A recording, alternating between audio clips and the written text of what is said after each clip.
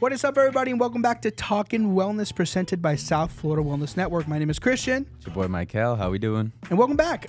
We have, this is not a My Story Matters per se, because there is a topic, as you saw by the title, but we're going to talk about movies today. It's a part 2. I don't know if you guys remember, we already did an episode called Wellness Through Movies.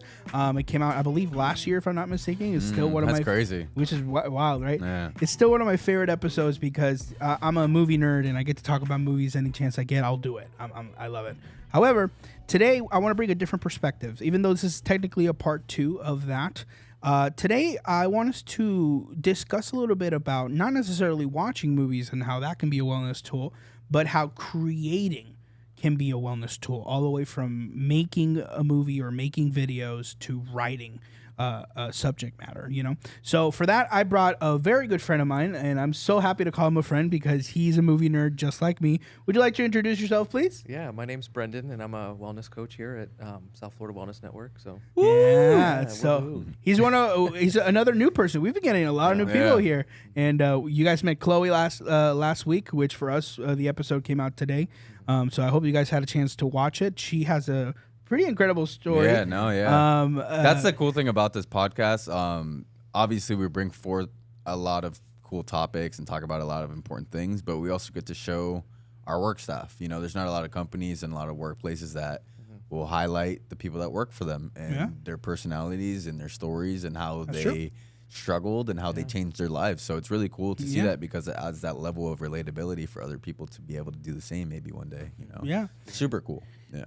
Well, yeah, well put, exactly. So, Brendan, I'm so happy you're here, and I can't wait to nerd out about movies in this episode. Me too. Happy So to be here. we're gonna get into the nitty gritty. I need to ask you the most important question that I think any movie person needs to be asked. What is your favorite movie? Ooh, yeah. That I know you have a bit of an issue, like just kind of pinpointing. Which exact one. Because there's so many movies always coming out and so many different genres. Yeah, that's what it's like. Music.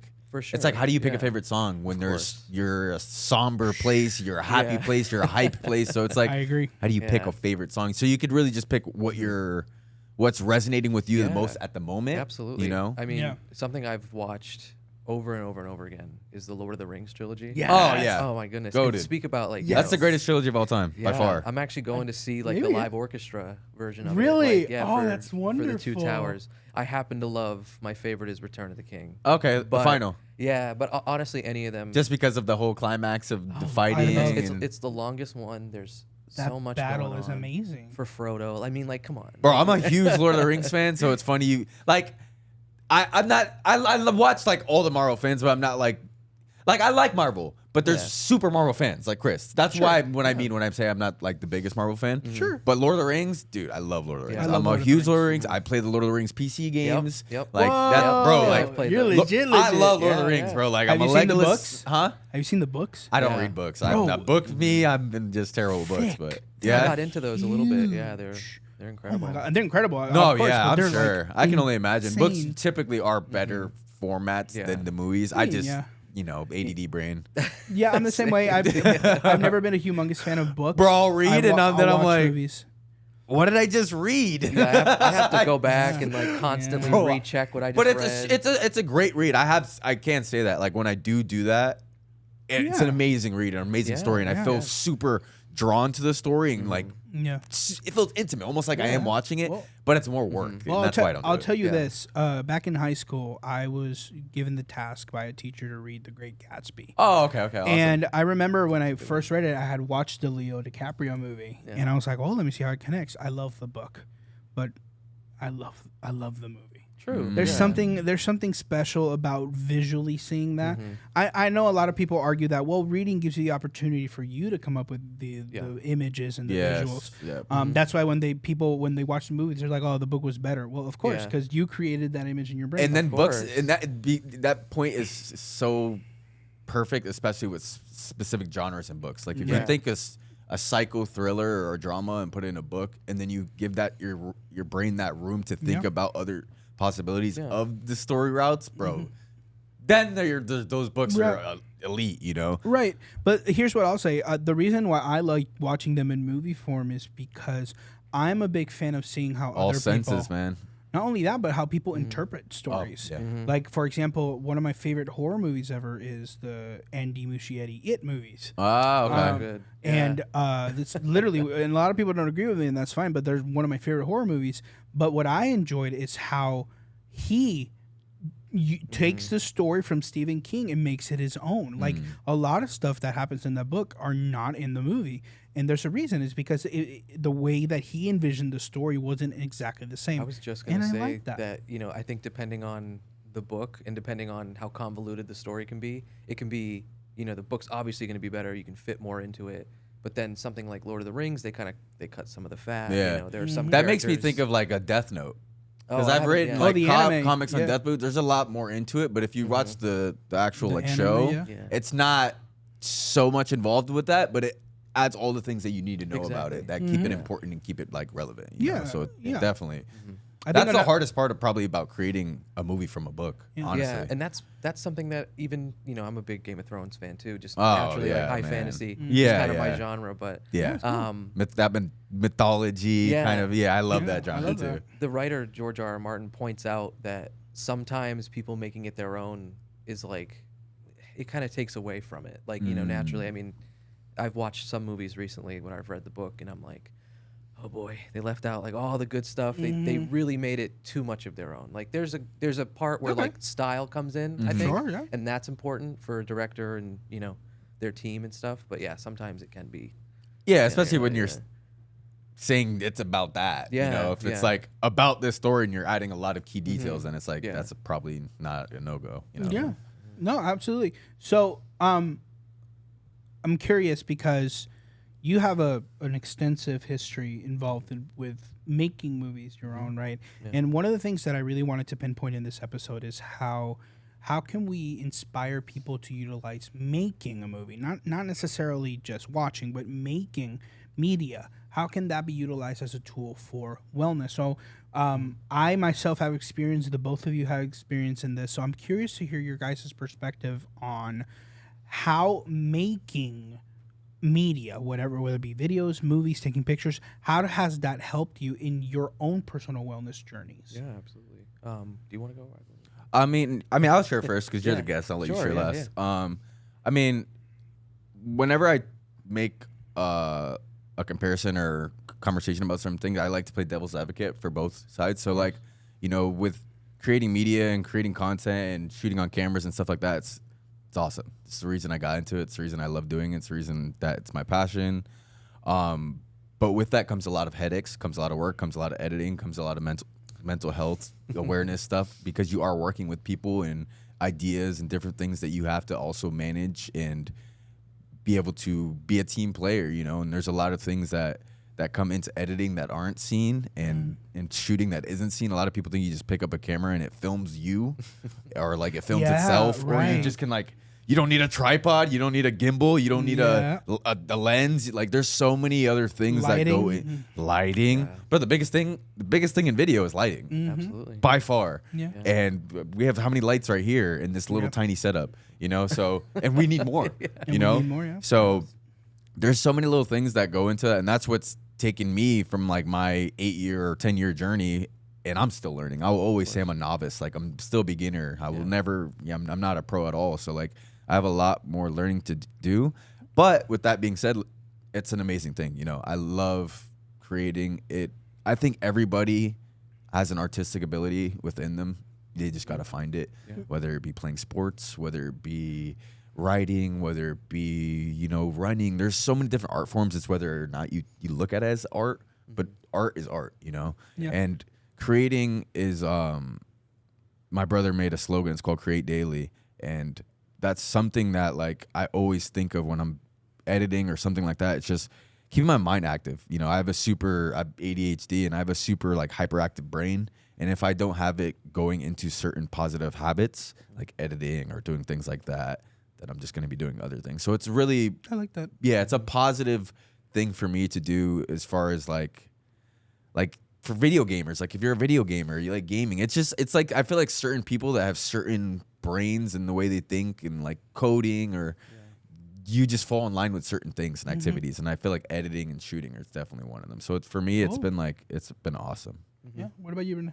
Yeah, I agree. I think that, a lot of times people see the final thing that you put out and they're like, oh, like that must have been, not easy, but, like you're saying, like you don't have to grab a tripod and everything else. They'll think like, oh, I want to do that, which is great. You want to inspire people. That's what you were doing. We're trying to inspire, but you want to also you want them to appreciate how much work that goes into it. Of course. And I think that it can be cathartic, to really sit down. That's the word. Yeah, like write something, come up with this story. And it can be validating too, because I say it all the time, but when it comes to film, it can be, rewriting history or like sort of putting on paper what happened to you, and that's your experience. So it's just getting that out it's everything. It's sharing your story, kind of like how we're doing here. This is another just medium of, making content. Exactly. All of it is, this is, I'm sure, cathartic for you guys in a way too. Absolutely. I wake up Friday mornings like running to the office because I want to record. It's always been for me specifically a way to feel that I'm doing something that goes beyond me. Right. Whenever I make content, whenever I used to make my little TikTok and YouTube videos, whenever I used to film for churches or for other locations and jobs that I've been a part of, the goal was always to, how can I make an impact? How can I do something that just goes beyond me? Right. And I love how last week, Chloe, how she shared it. Like, I just want to make people laugh. I just want to make people feel good for a couple of minutes and then they can go for the rest of the day. Same thing for me. Like, I that was always my goal. But I am curious to hear what you guys have to say when it comes to the creative process of things. Sometimes we don't do it alone, right? Sometimes other people get involved, especially if we're working, like in your case, you used to work with actual like film sets. And in your case, you're working with clientele day in, day out. So did I. So when it comes to the creative process, how do you deal in a productive and I guess you could say responsible way? How do you deal with those creative disagreements in the creative process? I'll let you go first. Yeah, for sure. Well, I come from, I went to Broward College. I did a film degree there. So being in film school, it's all collaborative work. It's smaller scale. And then, of course, you mentioned too, I worked on some of the bigger sets. Like I mentioned, it can be cathartic more on the smaller sets. On the bigger ones, I've always said it's a little more industrial, being on like a feature length and you're really detached from the creative process of it. Although it's still rewarding to, you're working with people that you see every day on TV and, you're talking to them, you're having conversations, you're just more of like a working hand. Yeah, for sure. And that's still, like I said, it's still super valuable. Oh my goodness. Yeah. And it was great. While it lasts, because there are some times too on film sets, depending on your role, where it can be, as a production assistant, at least, you kind of start to recognize really and become a little too aware of your role. And like, you're doing 14, 15-hour days, 5 days a week for 4 or 5 months straight. And then it kind of really starts to affect you. So, there's a realistic aspect of it that I want people to realize too, that creating a film can be that, that level of stress. I mean, oh my goodness. I've dread going in some days, and then some days I know what we're doing and I'm so excited. Right. Yeah. So it can be one of the two. Yeah. And, I've also worked in some client, aspect. I've done some documentary work. I've done some, other production work, and it's super fulfilling. It really is. It's I felt it. You feel more personally drawn to those kind of works. Yeah, I really do. And I even mentioned to you before this, I'm doing a short film soon coming up, which I'll plug at the end. Hopefully, plug it all episode. For sure. But yeah, like just being on a small, however small a role can be on a short film is still leagues bigger than how it feels to be on a feature length. Yeah. Because you just have that much more creative say, like even over small things, like, oh, like that light, if I said that to someone on a feature film, they're like, I've been doing this for 30 years, back off or something. So there are some, really ego set in their ways, ego, being a production assistant, I've been screamed at, I've been treated pretty poorly, but other times, people, there are some actors I always praise because I'm like, they took the time to talk to us and get to know us and to ask how we were doing, because we were in like 100-degree heat, in Georgia, and like, so it just depends on, I guess, where you're at. Yeah. But each one is run differently. So yeah. Yeah.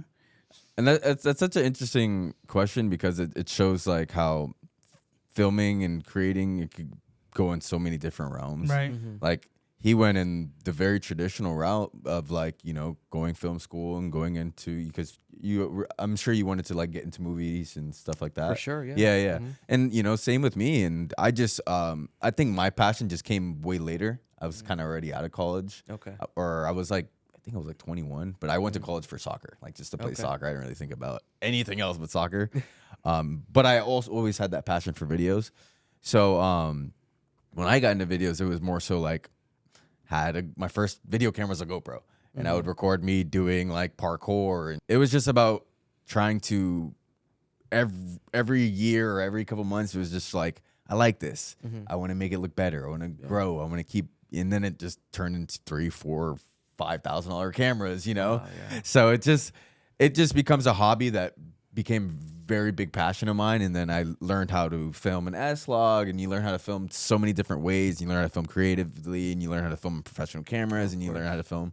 You learn all the different things and how to film certain settings, 4K, Super 35. You learn all the different things. And me, it was like the YouTube route, you know? So it was kind of like a cool, different, like self-teaching route. But at the same time, I've always had that interest of like film, and I've always had like, I've always wanted to go to film school. So it's cool to hear that perspective too. And it's funny, I met a dude who went to film school as well, and he was there for 2 years, and he had a very similar perspective to you, where he was saying how like he liked it and he learned a lot, and it was great for networking and a lot of good things. And but he was saying ultimately it wasn't what he felt drawn to doing. Sure. And now he's doing car videos. So he does like car production videos. He has like a Mercedes, and he literally has a built-on like pole. That's cool. He has an FX6 Sony onto it, built onto the pole, and he has like a fully car bro. He's filming McLarens, Porsches, supercars all the time. He's like 21, and it's just, you know, he went with something, and he went super extreme with it. Because he knew a lot of people would be interested, and that's find it. Our niche, and there's so many in this world for a creator. There's so many opportunities. It's just about finding your niche and exploring it, and being extremely passionate and consistent and hardworking. You know, I mean, look at Chloe from exactly last week's episode. I mean, that she found her niche in that way, doing it through TikTok as an outlet. You know, like there's different outlets. You know, you said the YouTube kind of thing, and then. And she was telling us she didn't even really. Obviously, she's worked hard and she's consistent. And now she's told us how she's trying to be more consistent and work on it and level it up. But she said it was never to like make money. It was never to become famous. It was just because she liked entertaining people, because she liked telling jokes, and because she liked just saying her piece. And that's truly the best types of content, because it's relatable, it's natural, it's just not forced. And you know. It's funny because you come from like, I'm sure you come from film background, and then I come from like YouTube and filming certain people's productions, and like you see that perfectionism, and sometimes it's not necessarily you don't get the rewards from it on social media. True. And even with us, even with Talking Wellness, you know, so it's finding that balance. So it's of topics to talk about, because we want to talk about wellness and helping people and share their stories, but also controversial topics, of course, are way more. You know, viewable. So it's super interesting how. So that actually leads to a really great question that I'm curious your perspective. So a lot of the times especially when I had to film for places, I wanted to be creative. Like I wanted to do something interesting. Like, let's try to shoot in this way. Like I'll never forget when I was shooting a pastor back in COVID days. I was shooting a pastor sermon. And I told him, hey, I want to try to create some really fun dynamics here, because I just don't want it to be your face only. I want it to be like multiple camera shots. And then as I was doing the multiple camera shots, he said, stop, I don't want that. I'm like, what? Yeah, I don't want that. Let's keep it simple. I'm like, okay. And I'm just waiting there. So I'm curious to hear your guys' perspective on like, how do you handle when somebody, let's say you're working with a client, or you're okay. I kind of want to answer. Yeah, go that's a great question, because it's good and bad. If you're working with a client and you're doing specific things, you definitely want them to give you an instruction or directional order on certain things, but at the same time give you a leeway to be creative. At the end of the day, if they're not letting you be creative in any way, why are they hiring you to be a creative videographer? Like, you know, at least me, I'm a creative videographer. I'm not a person that just sets up a camera and shoots interviews all the time, you know? Yeah. So like you have to have that it's super important to have a relationship with your client. I don't think people realize that either, or absolutely. underestimate it for sure, is the importance of the relationship that you have with your client, especially if you're shooting weddings or something important like that, bro. It's a once in a lifetime thing. You only have one opportunity to shoot it. You can't redo it. That's true. So you really have to have a great relationship with these people to be like, hey, I'm going to be in your face. Hey, I'm going to be da-da-da-da. Hey, I'm going to tap you on your shoulders. So like you can't be scared. You really can't be scared. And I learned that because my first gig was actually a Sweet 16 for an Indian girl, and I shot it terribly. I think I was recording on the wrong settings. I wasn't recording sometimes when I was supposed to be. It was just bad. I was like 15 years old, and I ended up just giving them the whole thing for free, obviously. And I was like, I'm not going to charge you. And then the guy's like, no, don't worry. He was like, really? He's like, don't worry. He gave me $200. He's like, continue your journey, kind of thing. He's like, he knew it sucked, but it's like, you know, can't expect much. Yeah, it was very nice of him. And also a Sweet 16 kind of, it lowers the expectation a little bit. Yeah. It's not and to be honest, it was a super hard gig for me to ever film on my first thing ever. You should never, you should never do that. You should, you know, that's the stuff you learn, you know, that's stuff you learn. Like, so it's just like hindsight, you learn so much just from doing different things and being in the situation. So I kind of forgot the question, but. No, it's still relevant. Creativity, right? And when somebody, a client or a tells you, it's definitely good for them to give you direction. Like with certain things. But if you're making a specific, like say if I'm meeting up with friends and making something specifically creative, I can't be with someone that's not open-mindedly creative. Like if I have an idea, they can at least receive it and be like, oh, okay, I can see how that can work. Even if they don't like it, they can at least receive it and see how it could work. Because there are those people where, like you mentioned, you're like, no, I don't like that. I don't want it like that. Because I film sometimes with my brother, and he does bike videos, and I'll be like, what do you think about these? He's like, nah, that's not my style. Yeah. And then for me, it's just like, I don't want to film with you, bro. Like, this is not fun to film with you. Like, I'm doing all the filming, you're riding a bike, and I'm doing it how you want to do it. It's like not fun to even do. I don't, you know. So like, definitely for sure. Yeah. What about you, Brendan? How do you feel about that? Yeah, I agree. You know, I think that it's important to know like kind of where you're at. You know, sometimes you mentioned the pastor sermon. You know, it's definitely a place where you kind of want to show some creativity. Yeah. But if that's kind of not what they're going for, like I've done gigs where it's just point a camera at like a speaker, that I can't really, twist the camera. Yeah, like the gala event. Like we're doing the gala event. Cool. And it's literally I'm taking testimonies from different people. How creative can I really be with that? Sure. You know, I can be somewhat creative to maybe take from where they ended their sentence to go to the next person's sentence somewhat. Right. But it's really just interview to interview. Well, that was going to lead me into the next question. It's like, in those moments, talking about creativity, like I've specifically myself, I've had to find different alternatives to be creative. True. Like you mentioned, like editing it away so it sounds like the person is speaking some really, really great things in a span of 30 seconds. Think of a podcast. How can you really make it more interesting?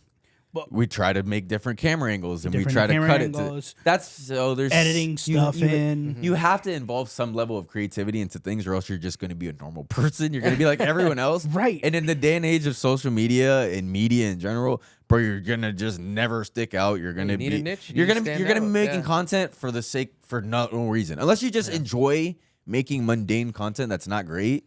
Then do it. Like if you like doing that, then do it. Well, if you want people to see it, if you want to grow, then you know. Yeah, I agree. Yeah. So all this leads me into the next portion that I specifically wanted to talk to you about.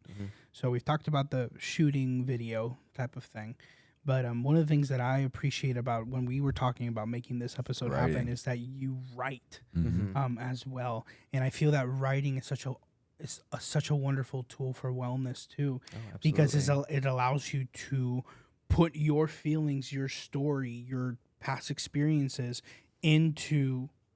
I mean, it's the most important thing when you think about it. Absolutely. Right. Without any written story, what are you going to create? Exactly. I always said that in film. I will take anything but a bad story. Yeah.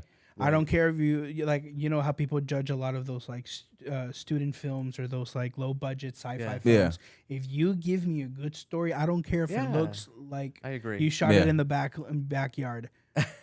I'm gonna watch Yeah, it. and that's you know? funny because I always thought I was a bad, not right. Well, I guess I thought I was a bad writer. You know, because I didn't think of myself as writing movies and stuff like Right. that.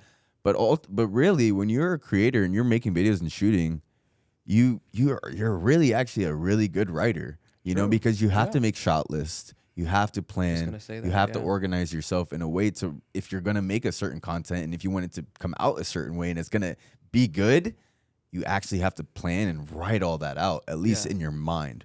Yeah. Do I think it's the same as writing a movie? Absolutely not. That's not something I No, I have, know. and that's something we definitely want to push over to you and Yeah, for ask sure. you, like, you know, like, what drives you to write? Like, because I'm interested when I find people that write music too. Like, Yeah. what drives you to write? Because I love music. I wish I could rap. You know, I love music. I love rap. I love music. I couldn't go a day without listening to it. Right. Agree. But could I write it? Absolutely not. Yeah, I So think it's that, just yeah, cool. I think film and music are very closely related in that because you know, just a lot of different ways. But if anything, films are just long music videos. You know, and that's, you know, Very true. Yeah, and I know Bunch you of were scenes. like you were just mentioning too. You know, people think they're bad writers, but then you can pick up a camera, learn how to do certain things with it, and lighting, and you know that kind of. You kind of need some of the hardware Yeah. first sometimes Yeah. to know like what looks good, and then you would be like, oh well, that scene mixed with Yeah. this writing. How many YouTubers do we think that were probably terrible movie writers, but like they're a vlogger and they're amazing? Yeah, and that's storytelling. Yeah, and that's their perspective, and that's Yeah. you know, one of the things that we learned in screenwriting. One of the first things was how can your perspective, you know, change anything. You know, like even movies that are already around. You know, if you had some connection somehow to it, you know, what's your perspective on it? Oh, very true. You know, and you know that can change it entirely. Even, you know, we were just mentioning earlier editing. You know, like they always say that a film is written twice, when it's written and then when it's edited, because you really can change the fabric of the entire film with different takes and with different, you know. I just can't one imagine different how scene. many like times a story movie has been written, changed. Oh my goodness. Because like Yeah. when I make a video, when I make a YouTube video, I'll say like my final version will be like whatever the name of it is, like 8. That will be right, my yeah, 8th yeah. time I've saved it. Final cut. Yeah, like- final revision, final. You know, so Yeah. I can only imagine movies, bro. Oh, It's absolutely. probably a million revisions. Right. And the thing is, they're working with, they'll have 10, 15, 20 editors on one movie doing True. different scenes. True. So you have all those people come together Yeah, and well, try to make stories together. It's Yeah. so crazy. I can bring in some perspective just from, you know, my thesis film. Like, you know, it was done years ago in 2018, but I rewrote that probably 5 separate times from, you know, from where it was given to me. It's because we did like a lottery thing and like whose film got picked and then who got picked to direct, who got picked to do cinematography, who did, you know, editing. So I was elected to direct one of the scripts that came that we all, you know, agreed upon. And I changed. It was not even the same thing at the end, you know. And I was like, I hope everyone still agrees because I changed it entirely. And then even up until like, I probably shouldn't have, but the last 2-3 weeks I was changing it because certain things. And then I was consulting my screenwriting teacher, being like, "Do you like this? Does this scene make sense? Does this make sense for their character?" And then he'd be like, "No, like, change it. You know, do this, do that. Like, experiment that." And at the end, I was happy with it. I mean, the production value, like you were saying too, probably could have been less student filmy, but I was happy with how the story came Yeah. out. What do you right. guys, so that's for the short story you're filming right now?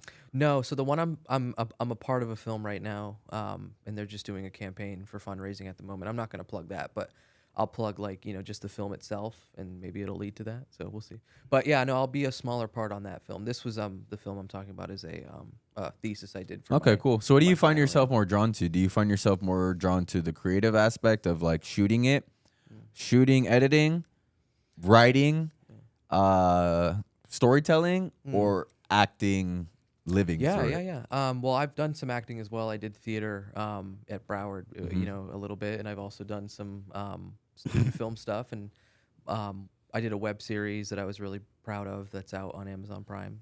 Watch Combat Club on Amazon Prime. Nice. Cool. Nice. That's Yeah, cool. no. So I've done all forms of it, and you know, I find that each one has its merits. You know, editing I find super, you know, fulfilling to really make that cut fit to this cut, and then you know, do a perfect spin around, and that works, and then even sound design I think is incredible. So That's the super underrated sound thing. design. Oh love my it. god! I love it. Especially when it yeah. comes to actual movies. Yeah. Sound design is everything. If Yeah. you look at an actual like scene where they're editing and the breakdown, that's Well, the think- whole bulk of it Think is about sound design. this year alone. We had Dune Part 2, and I don't know if you, Oh, if you yeah. had the chance to watch I that did. movie. I didn't see it yet, but I can only The, imagine. I saw it. I Incredible. happened to see it in IMAX, and I don't regret a single moment because the sound specifically Yeah. is such a high. It's kind of its own character in the movie. Absolutely. It's such an important aspect.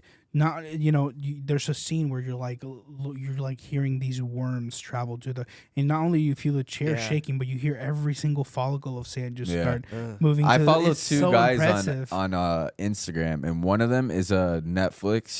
He specifically works for Netflix, and he's a Netflix trailer editor. Oh, okay. So he'll post all his Instagram is literally just trailers Mm-hmm. or like clips of the trailer, and he'll show the breakdown and he'll show all the sounds and all the things, everything. So cool. It's insane. He'll Trailers have are fun. Yeah. 1,500 little things in 30-second clip. Yeah. And then I follow another guy who does the same thing, but mostly sound design for anime. Right. And you guys may have seen him because he kind of goes viral, and he'll start his videos off like quiet with no sound. Like he'll be like Peaky Blinders, and they'll be walking in, and then he'll make like a voice like wow, like him talking to himself. Oh, I think and I then do know what you're talking yeah, about. he's like a white dude, and he has like all his setup right behind him, and then he's like, oh, this is what I like, and then he'll make a voice that doesn't sound like it, but he in theory you know what he's sounding, thinking, and then he'll put it on. And it's like holy smokes, this guy is like creating every sound because bro, they don't record with sound. Like these movies, it's so important with movies, especially, and that's why I say with movies, because like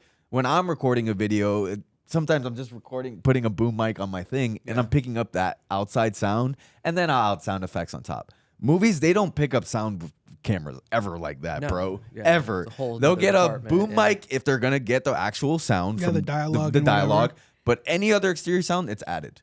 Every sound effect is added into a movie, well, and bro, it's That insane. and that More- could go back to scripts too. Just kind of Right, You yes. off, but yeah, No. like, it just kind of you have to put it in the script. Yeah, bro. Like, and that's what that guy does. Why he's kind of goes viral is because he'll like say the words, and then it'll go blah blah blah blah blah, I know and then it'll exactly go, what you're talking and then about. he'll talk. So it's like he'll makes you think about the creative process. Yeah. Instead of like showing you it, he's showing you like how he's actually thinking in his brain. Which It's is great. so Which is freaking cool. cool. Yeah. Well, so cool. I don't know if you've seen these locations. There's these companies that are specifically paid to make sound effects. Yeah. Though they'll have a Oh, thank yeah. you ADR. ADR. Like I'll never forget when that Logan movie, the Wolverine movie, came out, and then you see they put out a video of Hugh Jackman in the studio going.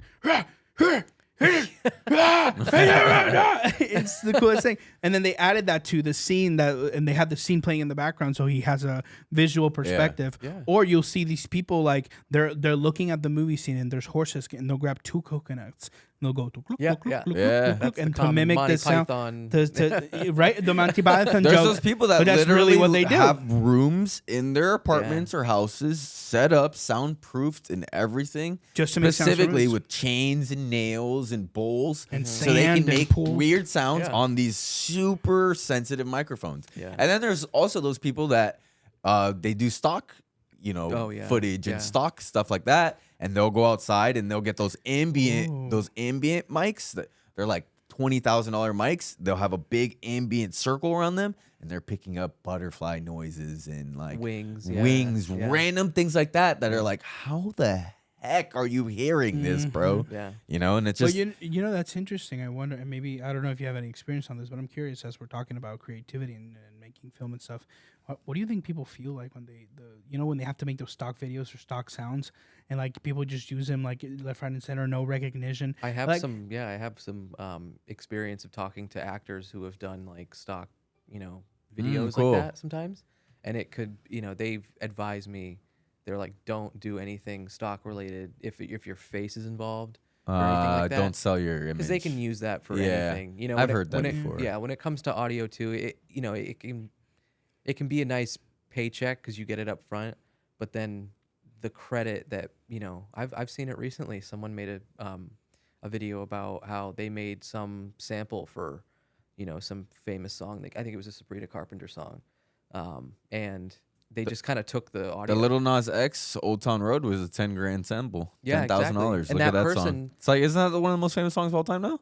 Yeah, oh yeah. I think- one of. Definitely I one don't- of. Yeah, But I don't know if it absolutely. is. I but don't. one of. I don't think you're off. I think, Bro, I'm it's pretty sure. up there. That if he did not do that and signed royalties for a 0.1%, Yeah. I he mean, would be a millionaire. Well, that's the thing is you know, some people don't they don't think that they'll have that Yeah. opportunity. That's true. And that's one thing, but another thing is, you're kind of forfeiting the credit, which kind of sucks, Yeah. It's- yeah. Yeah. That's why like people on like Fiverr and things like that, it's great. It's a great avenue, but at the Yeah. same time, it's like what you said, you can lose value in certain Yeah, areas. I think there's still some. Yeah, there's some. I mean, it's all creative work. I've used Fiverr before. on Oh film. yeah, absolutely. I mean, Yeah. it works I mean, so well. I had YouTube someone, Studio. I use YouTube Studio Yeah. every single Yeah. time I make one of these episodes. yeah, Canva. Absolutely, And yeah. or Canva, another great example. Canva, All yeah. our thumbnails Yeah. come from Yeah. Canva. I've A used lot of them a this few stuff's times, yeah. pre-made from people on these, and we all use them. I think it's a Nothing great wrong with tool it. for sure. I think For it's a great sure. tool too, but I've Yeah. always had that perspective. Like, man, like a lot of people just make stuff and then don't get credited. It's just unfortunate. it is what it is. It's Yeah. interesting. Yeah. So I'm curious to go back into the writing because Yeah. you've told me that you've which by the way, you still need to show them to me. I'm kind of offended that you haven't shown them to me. But you've actually written stuff in the past and Yeah. you've written scripts and stuff like that. I have never actually written a full film script. The closest I've come to it is writing short films. Right. I wrote a little, and not even a short film. It's like, those YouTube videos, the horror shorts and whatever. Yeah. Like I've written Yeah. like one or two of those because like that's my niche. That's what I like. But I'm very curious. Whenever you shared that earlier with me that you have struggled with a lot of mental health in the past. Yeah. So how do you utilize the writing process alongside the filming process to help you through those dark times? Thanks for watching part 1 of Wellness Through Filmmaking and Creativity. Make sure to join us next week for part 2.